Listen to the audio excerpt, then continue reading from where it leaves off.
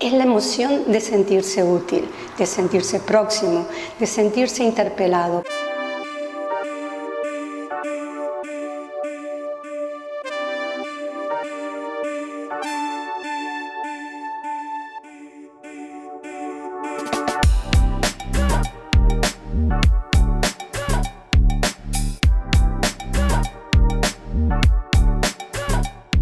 Ellas quizás no saben el nombre de quienes preparan, cortan y envasan el embutido, ni de quienes organizan los almacenes de comida y de ropa, pero saben que llegarán al centro y allí encontrarán su desayuno, su carro de alimentos, su ducha y su ropa limpia. Es la pura emoción lo que mueve el voluntariado, sentirse parte de un equipo,